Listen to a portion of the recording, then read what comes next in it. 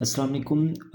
तो आज की हम इस वीडियो में कुछ इस तरह के ये छोटे-छोटे टॉपिक्स हैं, छोटे तो नहीं हैं, ये बेस बनाते हैं कंप्यूटर आर्किटेक्चर की। तो हम इनको देखेंगे और ये किस तरह से लाइक एक एट द एंड हम एक फ़ॉर्मूले तक पहुँचेंगे और वो किस तरह से पहुँचेंगे वो देखते हैं, ठीक है? ओके, तो परफ़ॉर्मेंस को देखते हैं। Yeah, boy. परफॉर्मेंस क्या है? जिस तरह से हम एल्गोरिथम्स में पढ़ते हैं कि अगर हमने एक एल्गोरिथम को इवैल्यूएट करना है कि वो एल्गोरिथम किस तरह का है, किस तरह का परफॉर्म कर रहा है, तो हम उसकी टाइम कॉम्प्लेक्सिटी और स्पेस कॉम्प्लेक्सिटी को हम मेजर करते हैं, ठीक है? अब वो मेजर किस टर्म में करते हैं हम, उसके लिए हमने देखा था 5 नोटेशंस थी, जिसमें से जो ज़्यादातर हम यूज़ करते हैं बिग ओ की नोटेशन में करते हैं, ठीक है? तो हम उसमें एक एल्गोरिथम को लाइक कंप्यूट करके कि ये बिग ओ की टर्म में क्या रिज़ल्ट दे रहा है, ठीक है? और फिर उसको हम कंपेयर करते हैं कि अच्छा, अगर एक एल्गोरिथम ओ ऑफ़ एन है और एक algorithm O of n square है, तो हम कहते हैं ओ ऑफ़ एन वाला ज़्यादा अच्छा है और हम इसको यूज़ करेंगे, ठीक है? जस्ट लाइक दैट हम कंप्यूटर आर्किटेक्चर में 2 अगर हार्डवेयर हैं, तो हम हार्डवेयर में किसकी परफ़ॉर्मेंस लाइक एक हार्डवेयर दूसरे से कितना अच्छा है, तो हम परफ़ॉर्मेंस पहले उसकी मेज़र करेंगे और उसके बाद हम उसको कहते हैं कि अच्छा यार, इसकी परफ़ॉर्मेंस ज़्यादा है, तो इस वज़ह से ये वाला हार्डवेयर हमारे पास ज़्यादा बेटर है, ठीक है? ओके, तो परफ़ॉर्मेंस हमारे पास एक तो आ जाती है नॉर्मल कंप्यूटर्स के अंदर और दूसरी आती है डेटा सेंटर्स के अंदर, जो से हमारे पास चिप्स या सीपीयू लगे हुए हैं। तो इन दोनों के अंदर थोड़ा-सा डिफरेंटली बिहेव करती हैं। आगे हम इस चीज़ को क्लियर करते हैं। हायर परफ़ॉर्मेंस मीन्स मतलब लेस एग्ज़ीक्यूशन टाइम, जो कि हमें नॉर्मल कंप्यूटर्स के अंदर चाहिए होता है कि हमारे पास जो भी एग्ज़ीक्यूशन टाइम है वो कम होना चाहिए, ठीक है? और डेटा सेंटर्स के अंदर क्या होता है कि हमारे पास एक लाइक सीपीयू या चिप है, तो वो ज़्यादा एक यूनिट टाइम में ज़्यादा काम करे, ठीक है? मोर वर्क डन करे, ठीक है? ओके, परफ़ॉर्मेंस का जो रिलेशन है हमारे पास वो इनवर्स है एग्ज़ीक्यूशन टाइम के। जितना ज़्यादा एग्ज़ीक्यूशन टाइम होगा, उतनी ही कम हमारे पास परफ़ॉर्मेंस होगी, यानी कि इनवर्सली प्रोपोर्शनल, ठीक है? ओके, तो आगे जो हमारे पास कॉन्सेप्ट आते हैं वो आते हैं रिस्पॉन्स टाइम और थ्रूपुट। अच्छा, रिस्पॉन्स टाइम हमारे पास क्या चीज़ है? How long does one program take to execute? क्या मतलब कि लेट्स सपोज़ करो आपने एक ऐप है उसको ओपन करने के लिए क्लिक किया है, ठीक है? अब उस क्लिक से लेकर उस ऐप के ओपन होने तक ये जो टाइम लगेगा वो रिस्पॉन्स टाइम है, ठीक है? और हमारे पास थ्रूपुट को देख लेते हैं। How many programs can the CPU finish per second? ठीक है? इसकी जो एग्ज़ाम्पल है वो ये है कि लाइक 1000 रिक्वेस्ट पर सेकंड, जो कि डेटा सेंटर्स के अंदर होता है, ठीक है? 200 जॉब्स पर, और ये भी एक हिसाब से डेटा सेंटर के अंदर ही होता है, ठीक है? जो हमारे पास रिस्पॉन्स टाइम है वो इम्पोर्टेंट है सिंगल यूज़र सिस्टम्स गेमिंग के लिए अंदर, क्योंकि हमारे हमारे पास वहाँ पर रिस्पॉन्स टाइम बहुत कम चाहिए, ठीक है? जल्दी से रिस्पॉन्स होए और सही है, ठीक है? और यूआई रिस्पॉन्सिवनेस है, क्या मतलब कि अगर आपने एक बटन को क्लिक किया और उसका रिस्पॉन्स यानी कि उसकी आउटपुट आपको कोई 1 सेकंड बाद जाके मिल रही है, तो ये बैड एक्सपीरियंस है। तो हम इस यहाँ पर कहते हैं कि इसका रिस्पॉन्स टाइम बहुत ज़्यादा है, तो इसलिए मतलब ये खराब डिज़ाइन है या कुछ भी है, ठीक है? ओके, तो वहाँ पर थ्रूपुट हमारे पास क्या होती है कि सर्वर्स हैं, क्लाउड सिस्टम्स हैं, डेटा सेंटर्स हैं, इनके अंदर हमारे पास थ्रूपुट का कॉन्सेप्ट ज़्यादा अच्छा सूटेबल यहाँ पर यूज़ होता है, ठीक है? ओके। जो मॉडर्न व्यू है वहाँ पर यही है कि गेमिंग सीपीयूज़ हैं, वो हम उसको कहते हैं कि भई रिस्पॉन्स टाइम को हमें ऑप्टिमाइज़ करके दो। जो सर्वर के सीपीयूज़ हैं वहाँ पर हम कहते हैं थ्रूपुट को ऑप्टिमाइज़ करके दो, ठीक है? ओके। अब हमारे पास आ जाती है रिलेटिव परफॉर्मेंस। रिलेटिव परफॉर्मेंस क्या है? जैसे हम कहते हैं कि 2 अगर हार्डवेयर हैं या 2 मशीन हैं, हम उनको कंपेयर करते हैं, ठीक है? Example, if computer A runs a program in 10 second और कंप्यूटर बी रन करता है 5 सेकंड में, तो इनकी मतलब परफॉर्मेंस क्या है? इनकी रिलेटिव परफॉर्मेंस क्या है? तो ये हमारे पास जब कैलकुलेशन की तो आ गया B is 2 times faster than A. वैसे तो यहाँ पर भी देख के पता लग रहा है, लेकिन ये बहुत ही सिंपल एग्ज़ाम्पल थी, ठीक है? इसका जो फ़ॉर्मूला है वो ये है कि performance of X over performance of Y, तो ये मतलब एग्जीक्यूशन टाइम इसका इन्वर्सली प्रोपोर्शनल है, तो ये ऊपर नीचे हो जाएंगे, और जो भी हमारे पास उसके बाद एक फ्लोटिंग नंबर आ जाएगा या एक इंटीजर आ जाएगा, वो हमारे पास आंसर होगा कि एक बी मतलब एक कंप्यूटर दूसरे से इतना टाइम ज़्यादा फास्टर है, ठीक है? ओके, तो अब हमारे पास आती है मेजरिंग एग्जीक्यूशन टाइम। अब पिछले एग्जांपल में तो हमें execution time as it is दिया हुआ था, ठीक है? लेकिन अगर हमें इसको मेजर करना हो, तो सबसे पहले हमें पता होना चाहिए कि एग्जीक्यूशन टाइम होते कितनी तरह के हैं, ठीक है? एक हमारे पास होता है एग्जीक्यूशन टाइम, इलैप्स टाइम, और दूसरा हमारे पास होता है सीपीयू टाइम, जो कि प्रोसेसर टाइम कहलाते हैं। अच्छा, इलैप्स टाइम क्या होता है? Total time from start to finish as you experience it. Let's suppose कि जब मैंने ये माउस को क्लिक किया, या मैंने इस माउस से किसी ऐप को ओपन करने के लिए उसके ऊपर मैंने क्लिक किया, ठीक है? अब उस क्लिक से लेकर उस ऐप के ओपन होने तक ये जितना टाइम लगा वो मेरे पास इलैप्स टाइम है, ठीक है? अब सीपीयू टाइम के ऊपर आते हैं। अब सीपीयू टाइम की भी दो हमारे पास एग्जांपल है। सबसे पहले हम सीपीयू टाइम को देख लेते हैं। Time when CPU was executing your program. अब मैंने एक प्रोग्राम सीपीयू को मैंने इसको एग्जीक्यूट किया। अब जो एक्चुअल टाइम सीपीयू लगा रहा है मेरे प्रोग्राम को एग्जीक्यूट करने के लिए, वो मेरे पास सीपीयू टाइम है। इसकी भी आगे दो एग्जांपल है, हमारे दो कैटेगरीज हैं, यूजर सीपीयू टाइम और सिस्टम सीपीयू टाइम, ठीक है?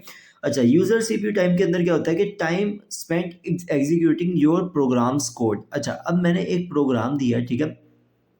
उसके अंदर मेरा कोड था। बल्कि इसको ना सिस्टम सीपीयू टाइम के साथ मिला के अगर मैं बताऊँ तो वो ज़्यादा अच्छा है। सिस्टम सीपीयू टाइम क्या कहता है कि time spent in operating system OS work for your program. अच्छा, अब लेट्स सपोज़ करो कि आपके पास एक प्रोग्राम है जो आपने लिखा, एक कोड है, ठीक है? ये आपका एक कोड है जो आपने लिखा है, ठीक है? अच्छा, अब जब आपने एग्ज़ीक्यूट किया, एग्ज़ीक्यूट करने के लिए आपने रन का बटन दबाया, अब उस रन से लेकर आउटपुट आने तक जो टाइम लगेगा वो आपका इलैप्स टाइम है, ठीक है? अच्छा, अब उसके दरमियान में सीपीयू टाइम एक अलग से लग रहा है, ठीक है? उसके अंदर भी 2 कैटेगरीज़ लग रही हैं। हमारे पास यूज़र सीपीयू टाइम है और सिस्टम सीपीयू टाइम है। सिस्टम सीपीयू टाइम के ऊपर हम पहले आते हैं। अच्छा, अब ये कोड है, इस कोड को एग्ज़ीक्यूट करना है, इसकी ऑब्जेक्ट फ़ाइल बनानी है, इसकी एक्सी फ़ाइल बनानी है, इसकी जो मेमोरी एलोकेशन है वो करनी है, और मतलब इस तरह से इसके जो ऑपरेटिंग सिस्टम के रिलेटेड जितने भी सारे काम हैं वो सारे आते हैं सिस्टम सीपीयू टाइम के अंदर, ठीक है? और उसके बाद वो सारा काम करने के बाद एक्चुअल जो इन लाइन को एग्जीक्यूट करना है उनके लिए जो टाइम लगेगा वो यूज़र सीपीयू टाइम है। अब ये दोनों मिला के हमारे पास सीपीयू टाइम बनते हैं। अब हमारे पास सीपीयू क्लॉकिंग आ जाती है।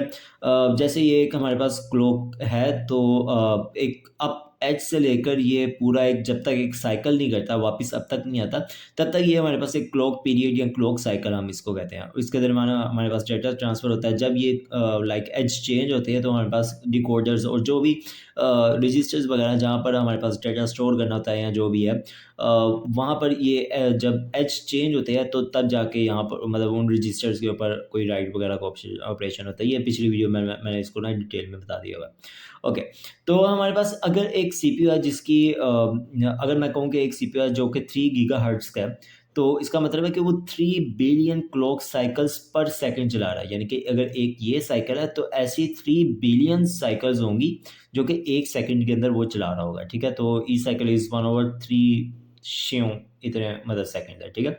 ओके, तो अब कहने की बात ये है कि डिफरेंट सीपीयूज़ के अंदर या डिफरेंट मशीन्स या डिफरेंट हार्डवेयर्स के अंदर क्लॉक स्पीड जो है वो डिफरेंट क्यों है? मतलब हम अब अगर मैं एक जनरल सी बात करूँ, एक बहुत ही लेम सी बात है कि भई जो हमारी रियल वर्ल्ड की टाइमिंग है, एक क्लॉक टाइम है, वो तो हर जगह का सेम ही है। मतलब 1 सेकंड ही होता है।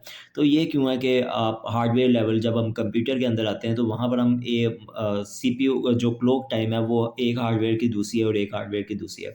तो ये इफ़ेक्ट करती है हमारे पास difference in architecture, manufacturing technology, power limits, design goals, मतलब ये बहुत सारी इन चीज़ों के ऊपर क्लॉक हमारे पास स्पीड डिपेंड करती है, ठीक है? आगे चल के हम इस चीज़ के अंदर बहुत डिटेल में इस चीज़ को देखेंगे, ठीक है? ओके, तो हमारे पास क्लॉक फ्रीक्वेंसी आ जाती है। ये फ्रीक्वेंसी यानी कि रेट आ जाती है, ठीक है? हम इसको एज़ कह लो कि क्लॉक साइकिल के इन्वर्स ही है। 1 क्लॉक साइकिल पर सेकंड होगा 1 हर्ट्ज़, और फिर इस तरह से 10 की पावर 6 है तो 1 मेगाहर्ट्ज़ है, गीगाहर्ट्ज़ एंड सो ऑन, ठीक है? अभी तक हम गीगाहर्ट्ज़ के अंदर ही हैं।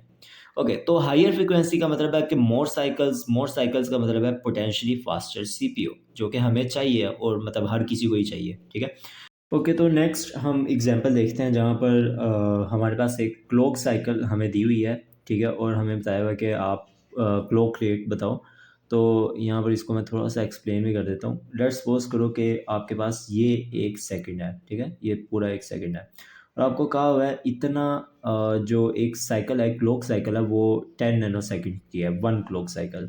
तो इस पूरे 1 सेकंड में कितनी ऐसी साइकिल्स होंगी? तो सिंपल 1 सेकंड में यानी कि 1 divided by clock cycle time, तो हमने जब उसको कैलकुलेट किया तो वो 0.1 गीगाहर्ट्ज़ आ गया। सो सिंपल, ठीक है? ओके, तो यहाँ पर हमारे पास मॉडर्न रियलिटी क्या कहती है फ्रीक्वेंसी के बारे में, वो हम देखते हैं, ठीक है? Frequency is now limited by, किन चीज़ों से ये लिमिटेड है? पावर है, हीट है, लीकेज करंट है, ठीक है? और इसके बारे में अगर आप देखें तो आजकल के जो सीपीयूज़ हैं वो मतलब सिर्फ़ फ्रीक्वेंसी के ऊपर रिलाई नहीं करते। तो इन शॉर्ट अगर आप कोई सीपीयू देखें जिसकी फ्रीक्वेंसी लो भी है, तो वो भी मेरे ख्याल से काफ़ी अच्छे काम मतलब आपका काफ़ी अच्छा साथ दे रहा होगा, ठीक है? और आजकल की जो हमारे पास टिपिकल रेंज आ रही है वो 3 टू 5 गीगाहर्ट्ज़ है।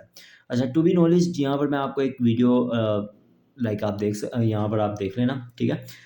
इसके अंदर जो मतलब एक वर्ल्ड रिकॉर्ड ही है जो उन्होंने रिकॉर्ड किया है। इसके अंदर क्या किया है कि इन्होंने इंटेल की i9 चिप है 14900 के, उसको 9.1 या आई थिंक सो 9.3 गीगाहर्ट्ज़ तक इस स्पीड को लेकर गए हैं फ्रीक्वेंसी को, ठीक है?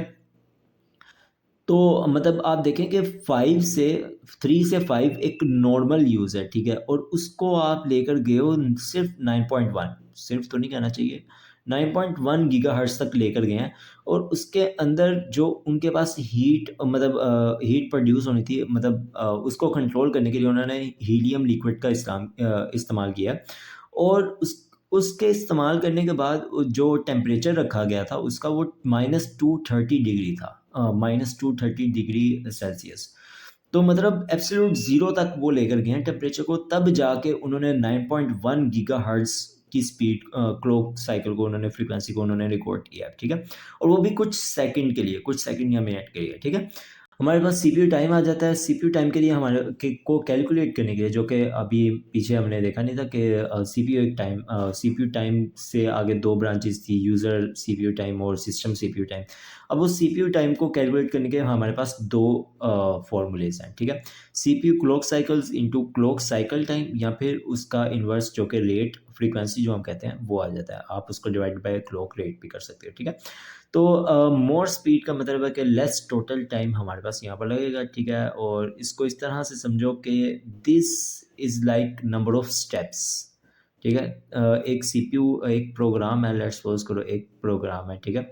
और उसको सीपीयू ने 10 स्टेप्स के अंदर डिवाइड किया, ठीक है? और हर एक स्टेप को करने के लिए 1 क्लॉक साइकिल लगता है। तो लाइक कितना सीपीयू टाइम लगेगा इसके ऊपर, तो वो 10 इंटू जितने क्लॉक साइकिल लगे हैं तो वो हमारे पास आ जाएगा। इस चीज़ को हम आगे डिटेल में देखेंगे, यहाँ पर सिर्फ मैंने ना एक आपको लाइक अंदाज़ा दे दिया कि अभी डरना नहीं है, ठीक है? बाद में डरेंगे। ओके, तो टोटल टाइम हमारे पास वही है कि नंबर ऑफ स्टेप्स यहाँ पर जो सीपीयू तोड़ेगा, मतलब आप जब भी एक सीपीयू को एक प्रोग्राम देते हो तो उसको एक नंबर ऑफ स्टेप्स के अंदर डिवाइड करता है, ठीक है? और फिर टाइम पर स्टेप हमारे पास आ जाता है कि वो कितने लगते हैं यहाँ पर, तो उन दोनों का मल्टीप्लाई होकर हमारे पास टोटल टाइम आ जाएगा, ठीक है? ओके यार, एडिटिंग आजकल अच्छी नहीं कर रहा। Okay, how performance is improved, ये आ जाएगा। 2 हमारे पास वेज़ हैं, एक या तो आप नंबर ऑफ क्लॉक साइकिल्स वो रिड्यूस कर दो या फिर इंक्रीज़ क्लॉक रेट कर दो। क्या मतलब, इसको मैं ईज़ी वर्डिंग में बताता हूँ कि एक प्रोग्राम है जहाँ पर मैंने उसके 10 उसको स्टेप्स के अंदर डिवाइड किया था सीपीयू ने, वहाँ पर इसको 5 स्टेप के अंदर डिवाइड कर दें, ठीक है? एक तो तरीका ये है, ठीक है? दूसरा तरीका क्या है कि जो से हमारे पास एक स्टेप को करने के लिए हमारे पास जो टाइम लग रहा था, उस टाइम को हम कम कर दें, ठीक है? यानी कि जो क्लॉक रेट है, यानी कि उसका इन्वर्स वो हम इंक्रीज़ कर दें, जिससे क्या होगा कि हायर गीगाहर्ट्ज़ हमारे पास आ जाएँगे। और यहाँ पर clock cycle number of clock cycles को रिड्यूस करने का क्या तरीका है कि do the same work in fewer steps, smarter hardware. यही हमारे पास जो कॉन्सेप्ट है या जो कोर रीज़न है इस कोर्स को पढ़ने का, वो यही है कि आपने हार्डवेयर को स्मार्टर तरीके से बताना है, मतलब बनाना है इस तरह से कि सॉफ्टवेयर उसको बड़े स्मार्टली यूज़ कर ले, ठीक है? तो दोनों का कॉम्बिनेशन है यहाँ पर। बेटर आर्किटेक्चर है, पैरेलल एग्जीक्यूशन आप कर सकते हो, जिसकी वजह से नंबर ऑफ स्टेप्स हमारे पास कम हो जाएँगे और ओवरऑल हमारे पास जो सीपीयू टाइम है वो फास्टर हो जाएगा, ठीक है? यानी कि वो कम लगेगा। ओके, तो हमारे पास एक सीपीयू टाइम की एग्जांपल है कि लेट्स सपोज करो कि एक हमारे पास एक कंप्यूटर है जिसकी जो क्लॉक रेट है वो 2 गीगाहर्ट्ज़ है, और हमारे पास जो सीपीयू टाइम दिया हुआ है वो 10 सेकंड दिया हुआ है, ठीक है। लेट्स सपोज करो कि उसने एक प्रोग्राम लिया, ठीक है, और उसने कहा कि उसके ऊपर मेरा जो सीपीयू टाइम है वो 10 सेकंड लगा है। तो डिज़ाइनिंग अ कंप्यूटर भी वो कहता है कि हमारा जो मकसद है वो यही है कि उसके ऊपर सीपीयू टाइम 6 सेकंड का लगे, ठीक है। तो जो हमारे पास क्लॉक साइकिल है वो 1.2 टाइम्स फास्टर हों कंप्यूटर एक के, ठीक है। तो हम क्या करते हैं, हम क्लॉक रेट ऑफ बी यहाँ पर कैलकुलेट करते हैं कुछ इस तरह से। ये कैलकुलेशन बहुत सिंपल है, मैं इसको मतलब डिटेल में नहीं करने वाला, ठीक है। तो सिंपल वो जो से दो फार्मूले मैंने वहाँ पर आपको पहले दिखाए थे वही यहाँ पर यूज़ हो रहे हैं, ठीक है। ओके। तो ये हमारे पास आ गया। अब उसके बाद मैं clock cycles of A count करता हूँ, तो CPU time into clock rate, like ये डिवाइड हो रहा था वहाँ, यहाँ पर आके मल्टीप्लाई हो गया, ठीक है। तो हमारे पास 20 × 10⁻⁹ आ गया, और उसके बाद हमने जब इसको क्लॉक साइकिल्स की जगह यहाँ पर ए पर पुट किया, तो हमारे पास जो क्लॉक रेट ऑफ बी आती है वो 4 गीगाहर्ट्ज़ आती है। अब सी के एक कंप्यूटर ए है, उसको एक प्रोग्राम को एग्जीक्यूट करने पे जहाँ पर उसका सीपीयू टाइम को 10 सेकंड लगेगा विद 2 गीगाहर्ट्ज़, वहीं पर दूसरे बी कंप्यूटर को 6 सेकंड लग रहे हैं, ठीक है, विद 4 गीगाहर्ट्ज़। सो ये है कंपैरिजन, जहाँ पर मैंने शुरू में बात नहीं की थी कि मतलब आपको किस तरह से कंपैरिजन करना है, तो ये वो कंपैरिजन यहाँ पर आके हो रहा है, ठीक है। ओके। तो हमारे पास यार क्या कर रहा हूँ मैं? अच्छा, उसके आगे हमारे पास जो 2 कॉन्सेप्ट आ जाते हैं वो इंस्ट्रक्शन काउंट आ जाते हैं, और क्लॉक साइकिल्स पर इंस्ट्रक्शन यानी कि सीपीआई आ जाते हैं। इंस्ट्रक्शन काउंट क्या होते हैं कि total number of instructions executed by a program. आपने एक प्रोग्राम लिखा, उसने कितनी इंस्ट्रक्शंस को लाइक एग्जीक्यूट करना है, तो मतलब ये तो हम प्रोग्रामर्स लाइक ज़्यादा अच्छे से जानते हैं कि क्या भैया जो ओके। तो ये डिपेंड किसके ऊपर करता है। प्रोग्राम यू रोट, आपने एक अच्छा खासा कॉम्प्लेक्स प्रोग्राम लिख दिया है एक सिंपल से टास्क के लिए, तो वो ज़्यादा इंस्ट्रक्शन काउंट लेगा, ठीक है। और हमारे पास जो इंस्ट्रक्शन सेट है x86 है, ARM है, रिस्क है, ये हम आगे जाके पढ़ेंगे, ठीक है। तो ये इसके ऊपर भी डिपेंड करता है, ठीक है। और कंपाइलर आपका हाउ कोड इज़ ट्रांसलेटेड, ज़ाहिर बात है आप कंपाइलर वीएस कोड या वीएस विजुअल स्टूडियो आप यूज़ करते हैं, जो भी है, तो जो भी आप अपने एंड पर कंपाइलर यूज़ करते हैं, तो उसके ऊपर भी डिपेंड करता है वो उस कोड को किस तरह से ट्रांसलेट करता है मशीन के लिए, क्योंकि एट द एंड मशीन ने आपके कोड को एग्जीक्यूट करना है, ठीक है। ओके।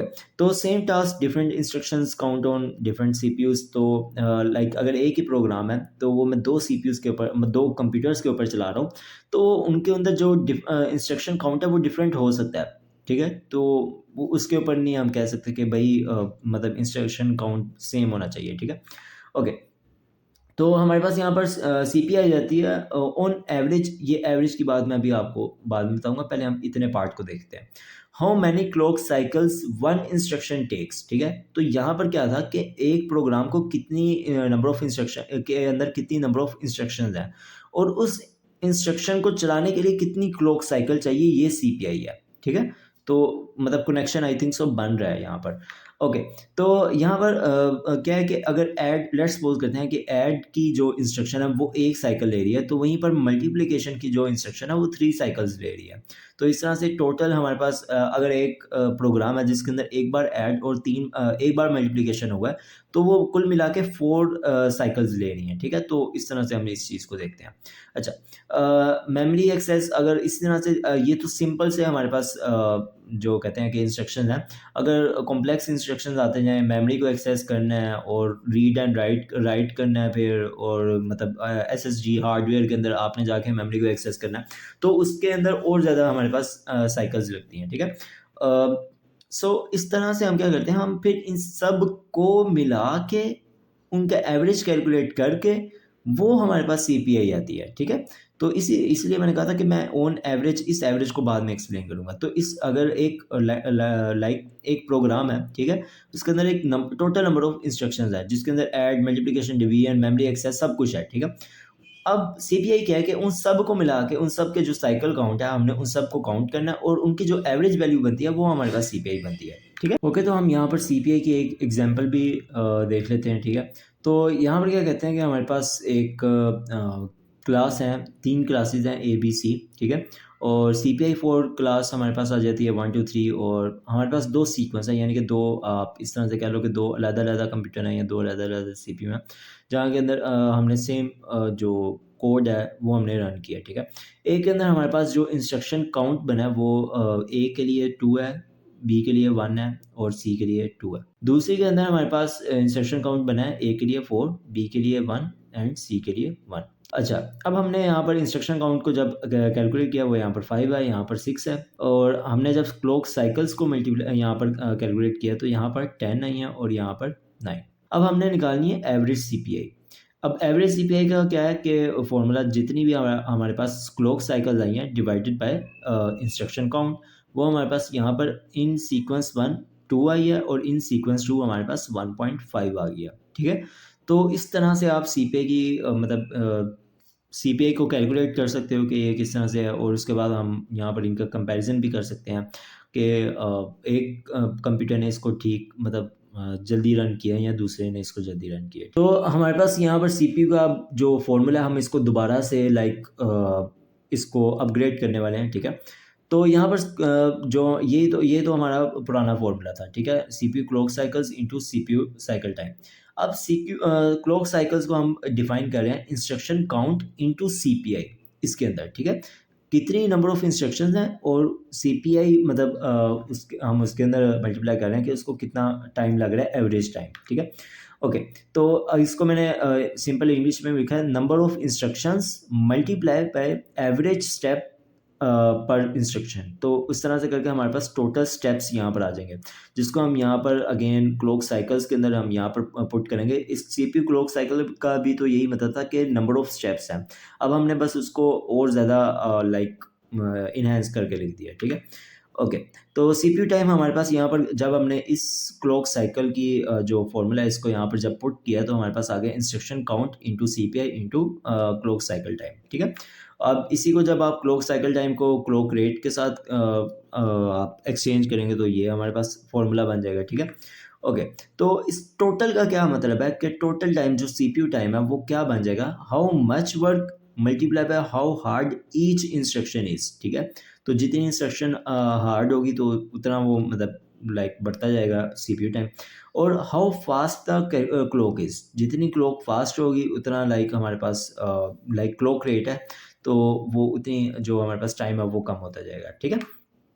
ओके, तो हमारे पास जो परफॉर्मेंस की समरी है वो कुछ आ जाती है, सीपीयू टाइम इंस्ट्रक्शंस पर प्रोग्राम इनटू क्लॉक साइकिल्स पर इंस्ट्रक्शन इनटू सेकंड्स पर क्लॉक साइकिल, ये हमारे पास एक टोटल फॉर्मूला आ जाता है, ठीक है? परफॉर्मेंस अब मेन बात यहाँ पर आती है कि परफॉर्मेंस डिपेंड किसके ऊपर करती है? परफॉर्मेंस डिपेंड करती है एल्गोरिथम के ऊपर, ठीक है? कि आप कितना अच्छा एल्गोरिथम लिखते हैं उसकी वजह से वो इफ़ेक्ट करता है आईसी को और उसकी वजह से सीपीआई इफ़ेक्ट हो जाता है, ठीक है? सेम प्रोग्रामिंग लैंग्वेज भी आप देख लें, अब यहाँ पर मैं दंगा फसाद नहीं करने वाला डिफरेंट प्रोग्रामिंग लैंग्वेज के बारे में बात करके। तो बहरहाल वो प्रोग्रामिंग लैंग्वेज भी हमारे पास इफ़ेक्ट करती है आईसी और सीपीआई को, ठीक है?